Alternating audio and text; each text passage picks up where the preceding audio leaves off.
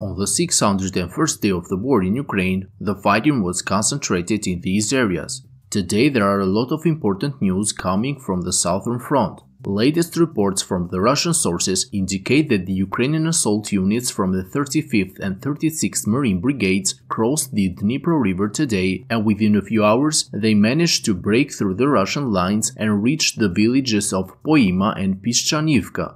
According to the Russian source Rybar, after landing on the eastern banks of the river, the two assault units of the 35th and 36th Marine Brigades of the Ukrainian Navy, after regrouping, continued to attack south of the bridgehead, and with the support of artillery and FPV drones, Ukrainian Marines were able to capture the village of Poima and also establish the foothold inside the nearby village of Pishchanivka, taking several buildings on the northern outskirts of the settlement. For a few weeks now, Russian sources have warned about the Ukrainian command gathering a large number of forces in preparation for a new offensive across the Dnipro River. According to Russians, some of the units of the Marine Brigades of the Ukrainian army were transferred on this front to participate on this offensive.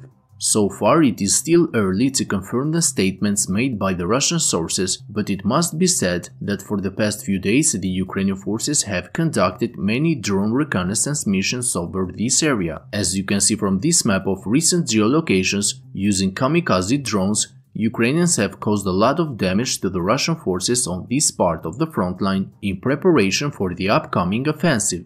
Today, for the first time, the Ukrainian armed forces utilized the US-supplied ATACMS ballistic missiles to carry out attacks on the airfields deep inside the Russian rear. Earlier today, the Ukrainian Stratcom published a statement where they informed that during the night, the armed forces of Ukraine carried out successful strikes on helicopters and airfield equipment of the Russian forces near Luhansk and Berdyans. Initially, Russian and Ukrainian sources published footage from the airport of Berdyans showing at least 4 destroyed Russian helicopters covered in fire. Satellite images proved the footage to be correct, showing 3 large fires within the airfield. However, it was not known what had caused the explosions in a location that is over 90 kilometers away from the front line, way beyond the reach of the GMLRS missiles that the Ukrainian HIMARS systems use.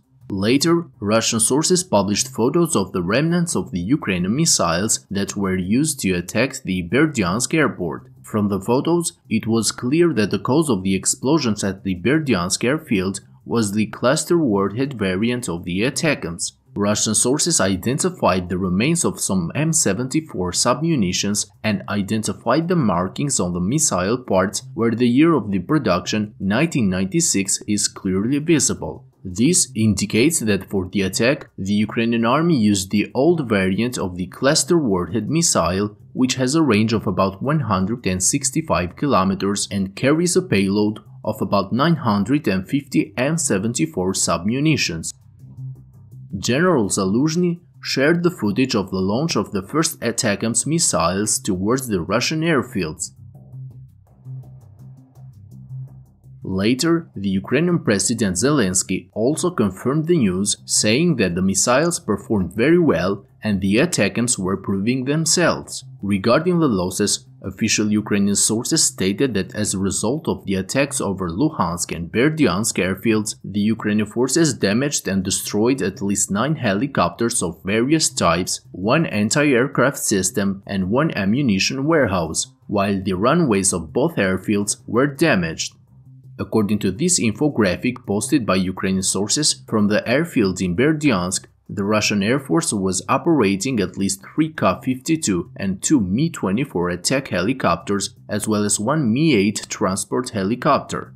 In Bakhmut front, during the last 48 hours, Ukrainian forces managed to advance north and east of Klishivka, pushing the Russian forces out of some of their defensive positions along the railway. In this direction, the Russian artillery conducted shelling over the tunnel positions that are built underneath the railway tracks, confirming that Ukrainian forces have established a foothold in this direction. East of Klishivka, Ukrainian army cleared more Russian dugout positions, and now battles are reported taking place east of the railway, with the Russian forces reportedly slowly withdrawing to new positions east of the lakes. Further south, Ukrainian forces maintain the pressure in the areas north of Kurdyumivka and Zelenopilya and constantly launch small raids against the Russian positions across the railway. Ukrainian sources suggest that due to the frequent Ukrainian raids, the grey areas north of Kurdyumivka and northeast of Andrivka have expanded a lot during the past few days.